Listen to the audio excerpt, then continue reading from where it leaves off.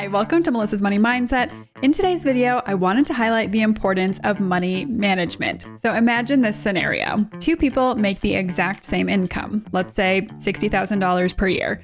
Now, fast forward a decade or two later, one is financially independent, while the other is still living paycheck to paycheck. Today's video is going to explore why this might be, and more importantly, highlight how drastically different the lives of two people who make the exact same amount of money could be simply based on the choices that people make over the span of their lifetime. So we'll focus on differences in these individuals' money mindset, their spending habits, and of course, their decision-making skills. So if you're excited to delve a little bit deeper into this topic and maybe even figure out how you can better set yourself up for a successful financial future, then keep on watching. But before we get into the video, please do me a huge favor and like this video, subscribe to my channel, and don't forget to hit that notification bell so that you never miss another money-making tip. Let's get right into it.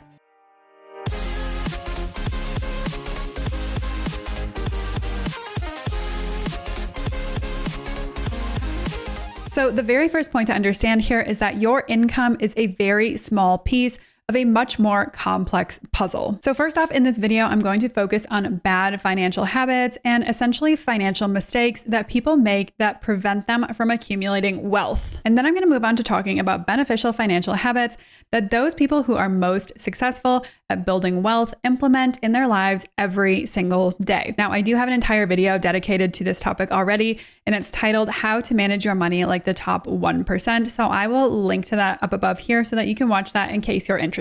And then I'm going to wrap up this video by talking about the psychology of money, which is particularly interesting to me as somebody who has a bachelor's degree in psychology and who now runs a finance-focused YouTube channel. Now, in American or Western culture, it seems like we've become almost overly fixated on how much someone's salary is or how much money they make per year. And society has now tied that salary amount to how successful somebody is perceived in life. Now, I'm not saying that's the correct way to look at money or to look at salary at all.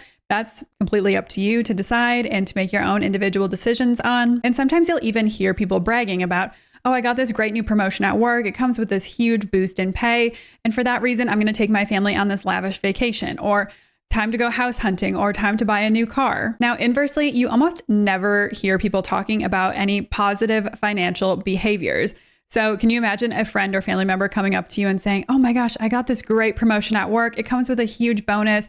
Or I got a nice Christmas bonus this year, and you know what I'm going to do with it? I'm really going to treat myself, and I'm going to invest that money in my 401k, or I'm going to invest that money into a high yield savings account, or even I'm going to invest that money into a new real estate investment business, or into another business and invest in myself. For some reason, our society has decided that those kinds of positive associations with money don't seem to have the subtle or not so subtle flex that people like to give off with their money. Now, some people might think that's nerdy, but I think it's actually really smart. And I think that that is the kind of relationship with money that we should all be striving for. And I honestly feel like for people who are my generation and older, so I'm a millennial, so millennials and older, I honestly think it was kind of frowned upon for us to talk about money growing up. I don't ever really remember talking about money amongst family or amongst friends.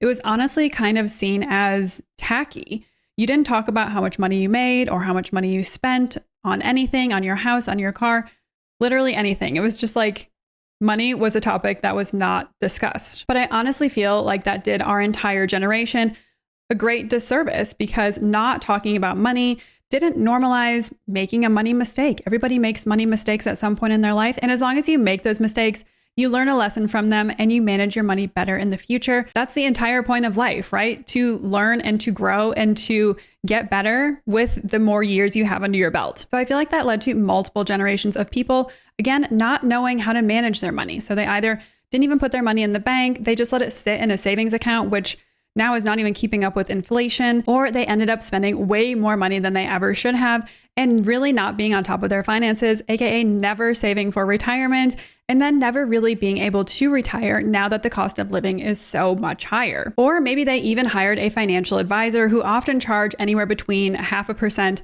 and 2% every single year to manage your money for you without actually learning how to manage their money themselves. And not having good financial habits instilled in you early in life leads to problems like 36% of people whose annual income exceeds $200,000 per year living paycheck to paycheck, and as much as 48% of people making over $100,000 a year living paycheck to paycheck. Now, according to the U.S. Bureau of Labor Statistics, the average income in the U.S. as of 2024 was roughly $62,000. So how could someone who makes nearly 4 times the average American salary be running out of money? Well, this could be for a number of reasons. The first reason here being lifestyle inflation or simply living beyond your means. Now, what I mean by this could simply be frivolous spending. And this goes back to exactly what I was talking about before, especially among younger generations. They may like to potentially flex their income a little bit to try to impress their friends and family, or maybe just have the appearance that they make a lot more money or they're a lot better off financially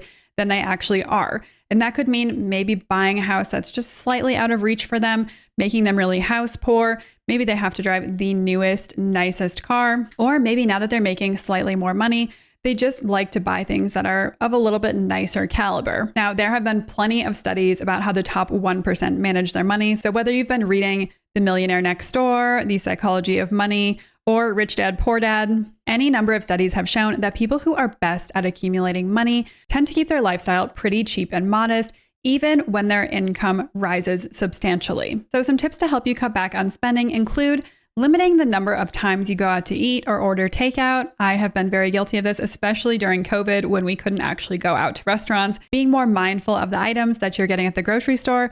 So maybe if you shop at Whole Foods, you could opt for a Costco membership or a Sam's Club membership instead. Buy things in bulk and save a little bit of money.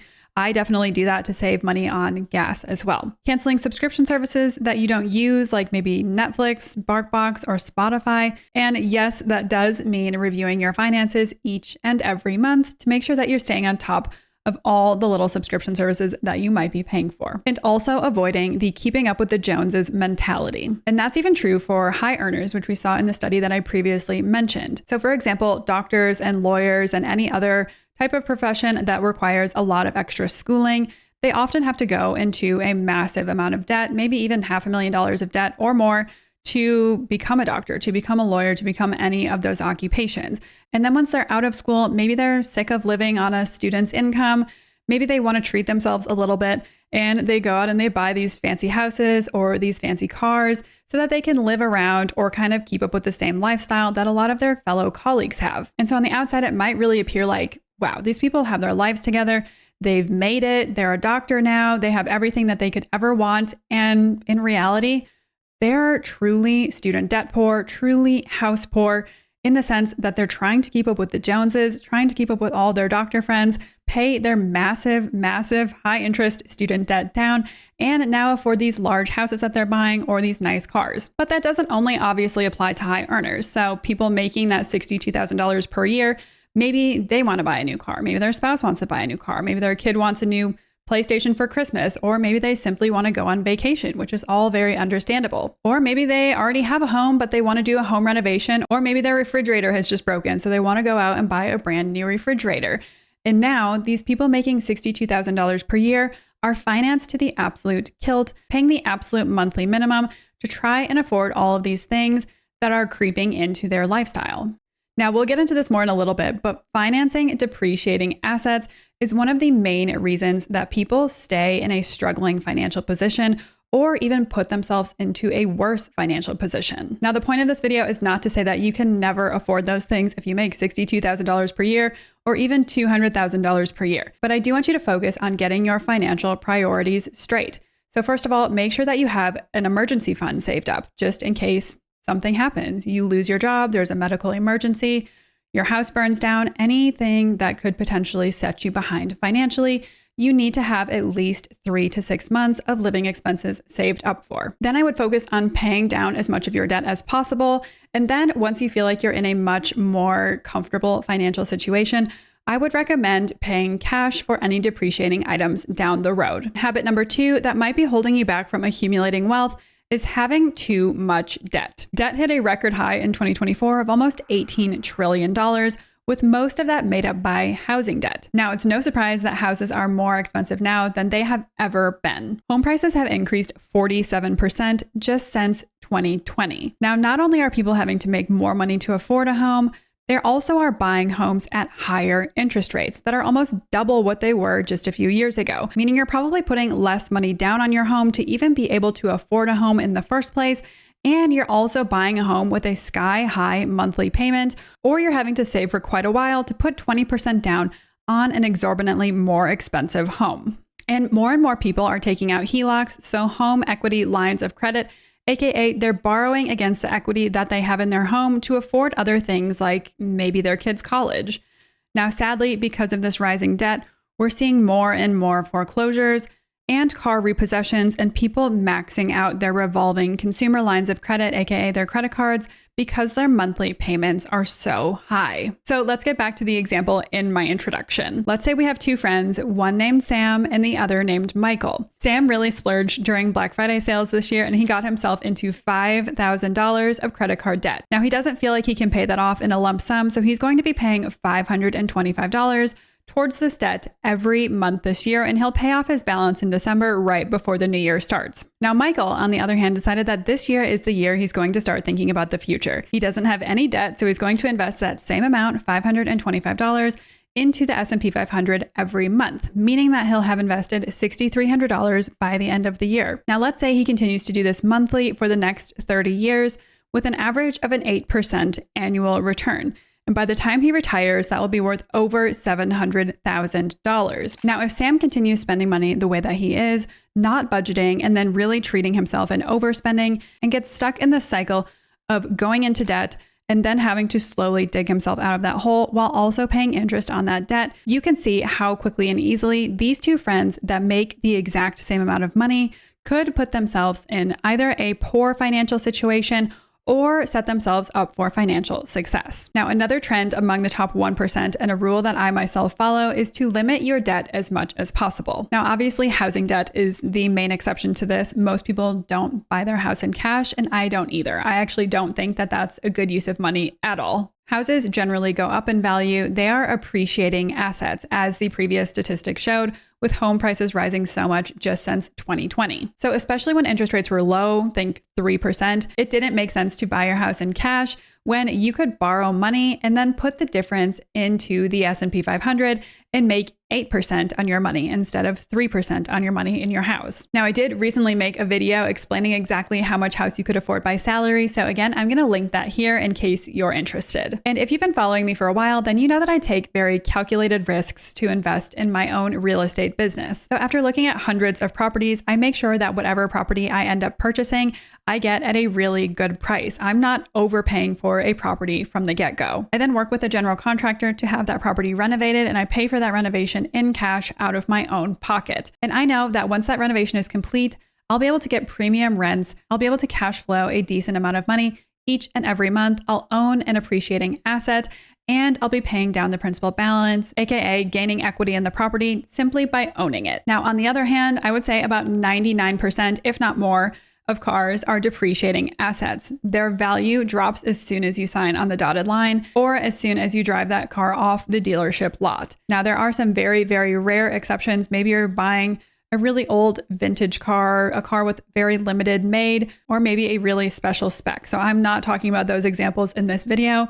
I'm talking about cars that everyday people are going to go out and purchase. And frankly, carrying a loan on a depreciating asset likely won't ever work out in your favor. So maybe one year I want to treat myself to a really nice car. Well, I better get saving then, because I'm not going to take a huge depreciation hit on a car and also be paying interest on it at the same time. And I did receive a comment on one of my YouTube videos the other day that I'll pop up here. So the average American shouldn't buy or rent or have a car. Got it. And obviously that's not what I'm saying at all with these videos. The entire point of my YouTube channel is to teach you guys and to help you figure out how to budget and how to manage your money more effectively. And the more that you do this and the more in tune you are with your financial situation, the more you'll come to understand exactly how much house you can afford to buy, how nice of a car you can buy, and anything else that you want to do in life. Now, whether you are part of the 1% or maybe you're one of those doctors or lawyers in a lot of student debt, living above your means, or maybe you make $62,000 a year like the average American, or maybe you make even less.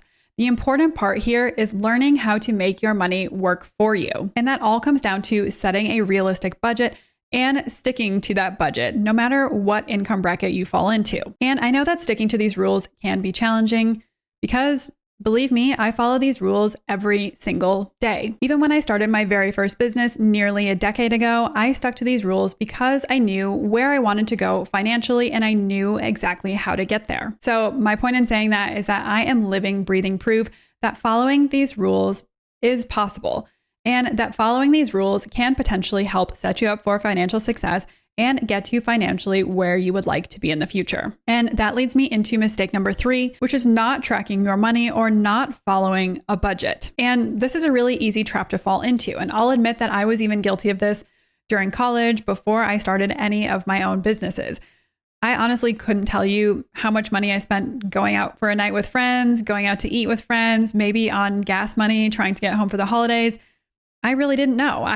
At that time, I think I was working as like an autism therapist. I also worked as a CNA, a certified nursing assistant. So I had a few different jobs in college that just helped pay for my bare bones living expenses. But I definitely was not tracking my monthly expenses and I was not on top of my finances like I should have been. And I think that this really comes down to impulse buying. I actually made a joke to my husband the other day, like, would we all spend as much on housing or on a car? So imagine if you had to carry around $1 million to go buy a house or bring $60,000 in singles with you to buy whatever car you wanted to buy that day. Would people spend as much money on those things as they currently do? And interestingly, there was a study by researchers done at MIT that found when people made purchases with a credit card, that part of the brain responsible for rewards and reinforcement actually lit up.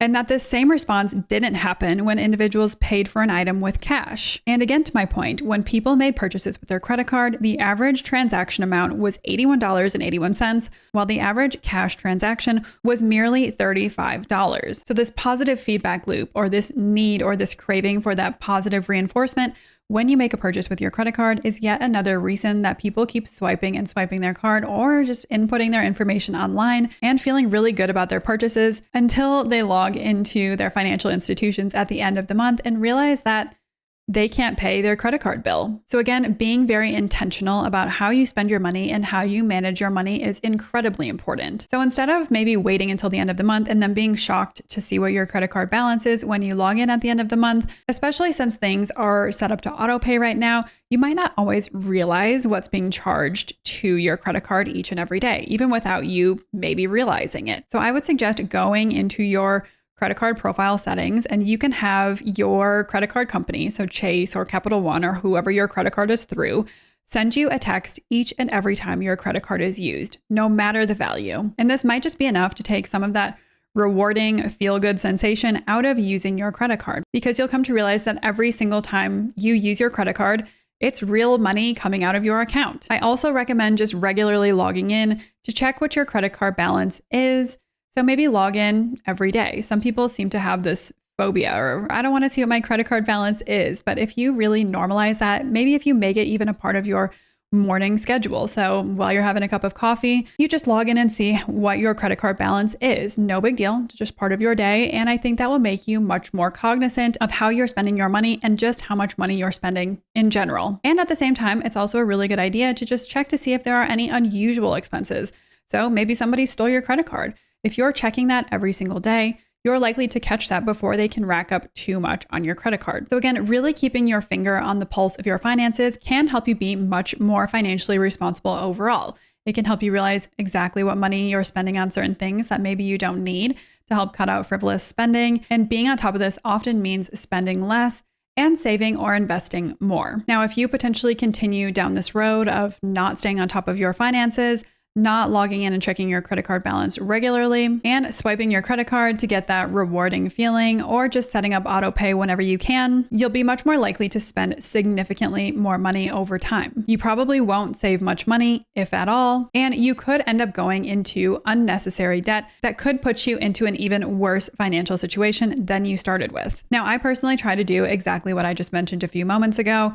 I check my retirement savings every morning. I log into all of the financial institutions where I have a checking account, a savings account, or a credit card, and I make sure that I check and double check all the balances of those. And then on the first, when I'm going through all my business numbers anyway and paying employees, I make sure to have a separate Excel spreadsheet. You can also use Google Sheets if you don't want to pay for Excel. And I go through all of my finances with a fine-tooth comb, even down to the dollar. So let's say I went out for dinner and I paid for parking in a parking garage. That was $2. That goes in the spreadsheet. So at the end of the month, I can really reflect on if there was any spending that didn't need to happen. Maybe I treated myself a little bit more one month. Maybe I saved more money this month so that I could invest it. But each month, that just gives me a good idea of how my month went financially, exactly how much money came in, exactly how much money went out, and basically give me a good picture of whether or not I'm moving towards my financial goals. And of course, if you don't want to use a good old-fashioned spreadsheet, there are plenty of financial apps that will do all the same thing for you. The fourth financial habit or mistake is not having an emergency fund. Now, this point isn't very fun, but the reality of life is that it's unpredictable. Now, a lot of people say, and the general recommendation is to have at least 3 to 6 months of an emergency fund saved up just in case something happens. Now, I personally like to shoot for a little bit higher goal of 12 months, and that's simply because I'm self-employed. And actually, NerdWallet has a really great emergency fund calculator where you can input your monthly expenses and it will tell you what your minimum emergency fund should be. So I would say that working to fulfill this first is the absolute most important.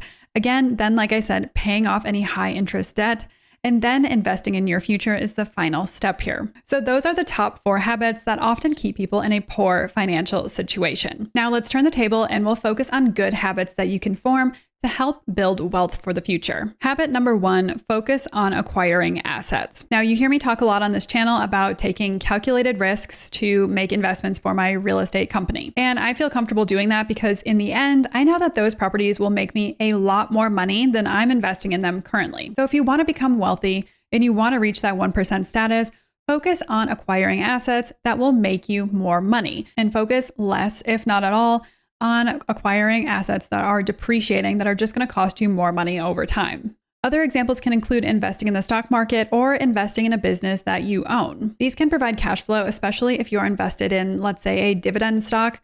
And if you're investing in a physical asset like a business, you can potentially sell that business or liquidate that business for a significant amount of money down the road. Now, on the other hand, people that are focused on building wealth typically try to limit their spending on other liabilities. Like I mentioned, these could be cars or other depreciating assets, high interest debt, or other unnecessary extravagant expenses. So again, back to our example, if Sam focuses on buying a new car every single year, getting his wife a Gucci bag for Christmas, or going on an extravagant vacation multiple times per year, while Michael focuses on building a real estate portfolio and diversifying his investments, their lives and their net worths in the end will end up looking very different. Habit number 2, invest early and often. Now, when a lot of us are 18 or even in our 20s when we get our first job out of college, saving for retirement probably isn't top of mind, but it should be. So don't think of saving for retirement as something boring that only real adults or old people do. Saving for retirement is setting yourself up for a healthy financial future. And who wouldn't want to help their future selves out? So again, let's go back to our example with Sam and Michael. Let's say Sam really doesn't think about retirement and he doesn't get his finances together until he's 30 years old. And then he contributes $6,300 per year towards retirement every year for 35 years. Michael, on the other hand, starts thinking about retirement the day he turns 20, and he contributes $6,300 a year for 10 years more than Sam did, so for 45 years total. Now, let's take a look at the difference here. When Sam retires at 65 years old, after contributing to retirement for 35 years, he'll have just over $1 million. Now, that sounds like a good chunk of money. But when Michael retires, he'll have $2.5 million. Now, let's say that each of these people lives to 90 years old. That means that Sam will have his $1 million broken down every single year until he is 90 years old, meaning that he'll have roughly $40,000 to live on each year, or a little more than $3,000 per month. Now, Sam needs to ask himself if that amount of money would afford him the lifestyle that he currently lives, or a lifestyle that he's happy with. Now, on the other hand, if Michael lives to be 90 years old, he'd be able to pull out roughly $100,000 per year and have a little more than $8,300 a month to live on, which with housing upkeep, car prices, grocery and gas bills, and other expenses is a much more comfortable number. Now, again, this shows the power of compounding interest. And it shows the power of making your money go to work for you. This example shows 2 people who made the exact same amount of money ending up in two very different financial situations in their retirement years. So start early and often, and you'll thank yourself in the long run. Habit number 3 is invest in yourself first. So with every paycheck that you get, whether that's every 2 months or every month, your first thought should not be, it's time to go shopping. Instead, the first thing that you should do is take a portion of that paycheck and set it aside as an investment in your future self. So think about whether you want to put that money in the market, into a high yield savings account, or into an emergency fund. And make sure it's a reasonable number. So I can't sit here and come up with that reasonable number for you. So you're going to have to do the math, budget your own expenses, and then figure out what is reasonable, what money is left over that you can dedicate to your future self. So it could be $200. It could be 20% of your take-home pay. Any of those things, you're going to have to figure that out for you and for your unique situation. And then out of whatever money is left over, you'll have to pull housing expenses, if you do have a car payment, or if you're saving for a car, gas, groceries, insurance, all of those other bills that we all have to pay on a monthly basis. The point being that if you look at your paycheck as a shopping spree, you'll likely blow all of your money, and you'll honestly never end up saving any money for the future. Now, again, this video would not be complete without talking about the psychology and the mindset surrounding money, which is particularly interesting to me because, as I said, I have a Bachelor of Science in Psychology, and I also now run a finance-based YouTube channel. And after this video, it's pretty obvious that these two topics go hand in hand. And I think that the best place to start talking about the psychology of money is to go back to our childhood. So what financial habits did you witness as a child? Did you see your parents spending a lot of money? Maybe going to the casino every weekend? Or did you see your parents working 4 jobs just to afford a roof over your head? So for example, my grandparents, they lived through the Great Depression. I'm sure a lot of yours did as well. And sadly, when they ended up passing away, we were cleaning out their house and we found actually most of their money stuffed under their mattress because they had gone through something really traumatizing and they had lost all faith and all hope in financial institutions. And unfortunately, that entire generation likely lost out on a ton of money because they didn't end up putting their money to work for them because they were so scared of losing everything. Now, we ended up finding more money than we ever thought that we would under my grandparents' mattress. And that's because my grandparents were probably the most frugal people I have ever met in my entire life. They pinched pennies in any way that they could because of their depression mindset. Now, this kind of switched to my grandpa at the very end when he was in a nursing home. There's this funny story that we always like to share among our family where, grandpa, who was so frugal his entire life, took his once car, I think it was a Chevy Malibu or something in, and they said, oh, well, you need some new spark plugs, which not a big deal. That's a very normal maintenance request for a car. And he said, well, I'll just buy a new car.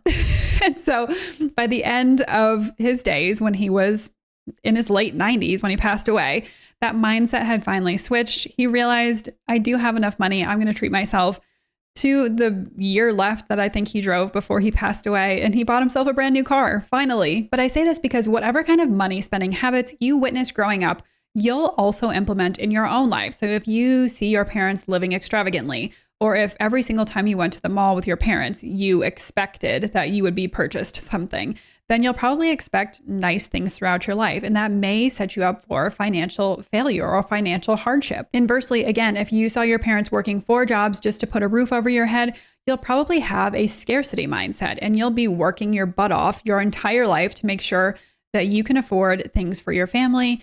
And you are never in that position ever again. Now, we're all adults here, and how we all manage our money is completely up to us, but I'm just making a few observations here. So these are the 3 general ways that I see people managing their money. The first category is the spender. So this type of person typically buys whatever they want, whenever they want. They live very in the moment. They are looking to make purchases to maybe fill a void or to impress others. And they believe that happiness comes from buying things. And they also finance most things in their life, even if they can't afford it. The second type of person is the scarcity mindset person. So this type of person is always worried about not having enough money. They might not take calculated risks with their money, and they might even miss out on money-making opportunities. And they often live very frugally. Now, the third type of person is the grab the bull by the horns person. So they see money as a tool to make more money.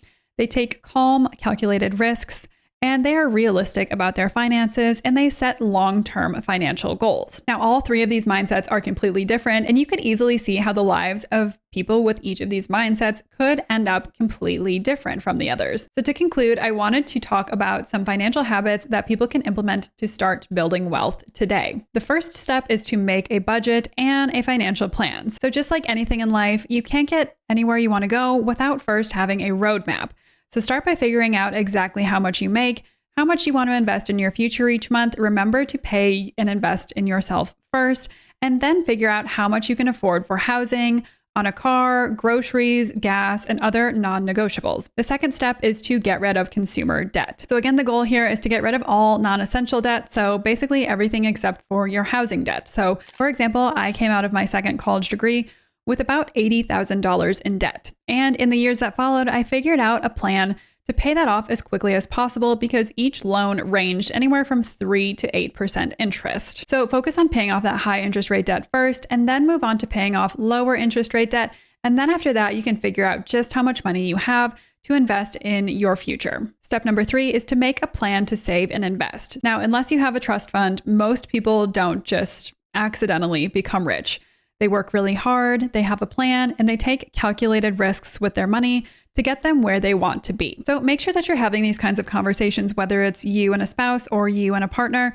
Take the time to talk about what your next projects are, how you're going to invest, what you're going to invest in, and what you want your future to look like. And of course, if you need to loop in some professionals, maybe an accountant, I think that's a great idea so that you're setting yourself up the absolute best way possible. And the final rule here is to live on less than you make. Now, this might seem quite obvious, but especially with the cost of everything being so high right now, people are really feeling inflation creep in. And I know a lot of people are having to dip into savings just to get by. So again, make sure that you are budgeting accordingly and of course, sticking to that budget so that you have money left over each month to plan for your financial future. As I've shown again and again today, it's not necessarily about how much money you make, but rather what you do with that money that depends what your financial future looks like. And when it comes down to understanding your financial future, it often has to do with improving your financial literacy.